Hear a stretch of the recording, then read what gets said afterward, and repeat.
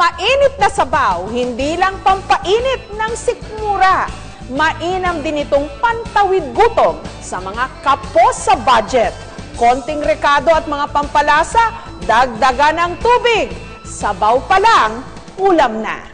Ito ang karaniwang itsura ng Loming Batangas. Malapot ang sabaw, makapal ang noodles o miki at mas pinasasarap pa ng chicharon. Pero para kay Nanay Shirley, ang ganitong lomi, bitin at boring. Kaya ang kanyang lomi, ginawa niyang siksik, liglig at umaapaw. Ito ang kanyang sisig lomi. Ang sahog nito, itlog, atay ng baboy, sisig at chicharon. Sa dami ng sahog, halos hindi na magkasya sa mangkok. At take note, good for one person lang daw ito. Sarap!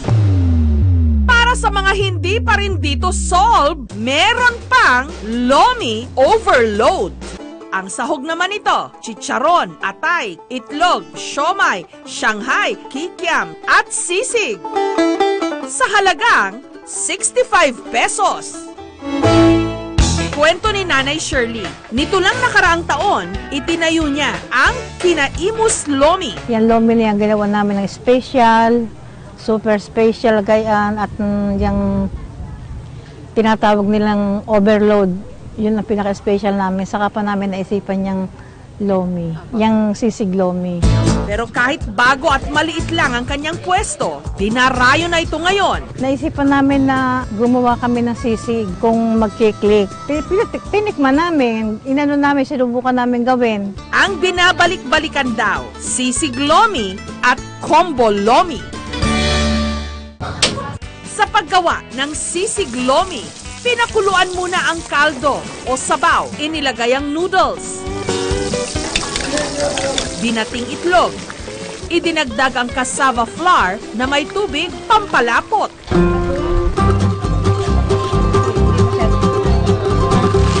At saka inilagay ang sangkatutak na toppings. Ngayon, ito po ang ating sisig lomi. Kakaiba siya dahil sinamahan ng sisig. 55 to 75 pesos kada serving. Sa init nga raw ng pagtanggap ng mga customer sa kanilang lomihan, araw-araw umaabot sa halos 400 mangkok ang kanilang isineserve. Ang mga kadalasang sizzling, ang sisig, pork chop, pati na tapa. Pero nakatikim na ba kayo ng sizzling na champurado? Specialty yan sa restaurant na ito sa Tagaytay. Ang kanilang champurado, ang kapartner, pritong espada at bacon. Ang gamit nilang tsokolate, local. Kasi gusto nung may-ari na tulungan yung mga local farmers. That's why lahat ng cacao is from here in the Philippines. So, local talaga lahat ng mga ginagamit na ingredients. Ngayon po, ihanda po natin yung tablaya champurado.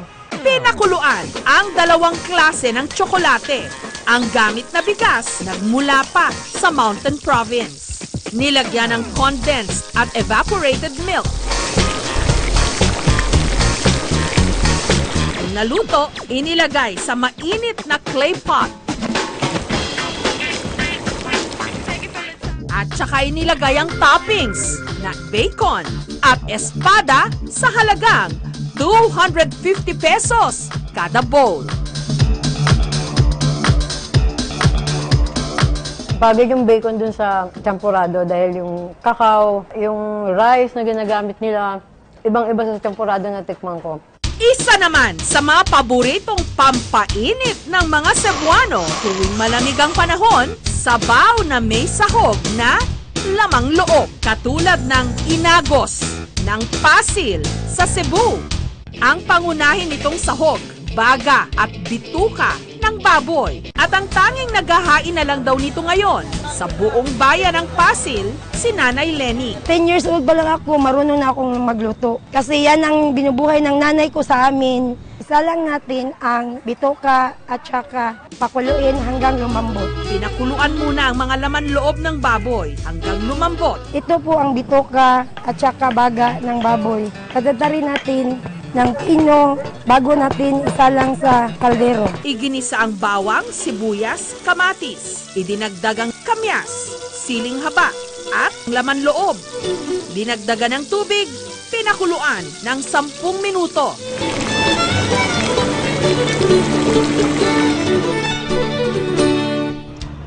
Mixture of sourness, saltiness, it's good. Malambot, maasim, tama-tama lang yung timpla. Ang inagos ni Nanay Lenny, 10 piso lang kada serving. Sa dami raw ng umuorder sa kanila, araw-araw, nakakaubos sila ng laman loob ng 3 baboy.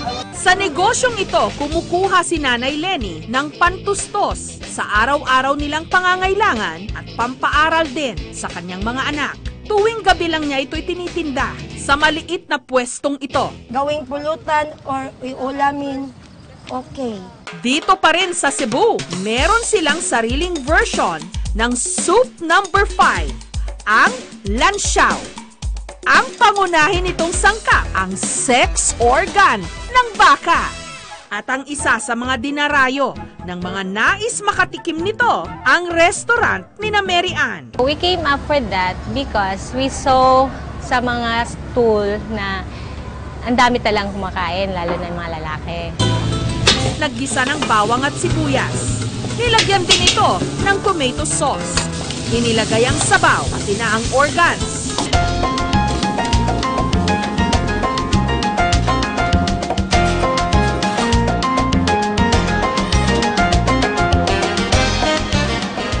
Talagang babalik-balikan talaga pag natikman mo. Naisipan daw ni na Mary Ann na isali ang lansiao sa kanilang menu dahil paborito ito ng kanyang ama at kapatid. Dito sa Cebu, patok siya. Kasi nga, ito din tinatawag nilang soup number 5 eh. Kada serving, 175 pesos. Pero pwede itong pang-sharing. Bukod sa bihon o kanton, meron pang isang klase ng pansit na hindi akala siguro ng marami sa atin na pwede ring lutuin ng tuyo. Ito ang miswa. Ang tawag nila rito, birthday miswa. Inihahanda lang daw kasi tuwing merong may birthday. The first step sa aming birthday miswa is pinapakulaan namin siya sa our special ingredients. Pinapalambot namin yung aming miswa, and then after cooking it, tinatap namin siya with shiitake, carrots, shrimp, shredded chicken, shredded pork, bola-bola, scrambled egg, and hard-boiled egg. Tapos, yung toppings, naglalagay din kami ng peanuts and sibuyas dahon. Hindi siya yung parang bland. Maramdam mo talaga na ano siya, authentic. Kwento ng purong Chino na si Nanay Susan, natutunan niya ang pagluluto ng birthday miswa mula sa kanyang lola. At dati-rate, sa mga kamag-anak lang daw niya ito, inihahanda. Hanggang may nag-request na customer. At dahil nagustuhan ito at pumatok, inihahanda niya na rin ito kahit walang may birthday. Nagdadala ko ng food sa church namin. Tapos yung mga tao na nakaka-taste, minsan nagsabi sila, pwede bang mag-order sa'yo? Buhos lang ulan! Basta may mga pagkain, hot, hot, hot!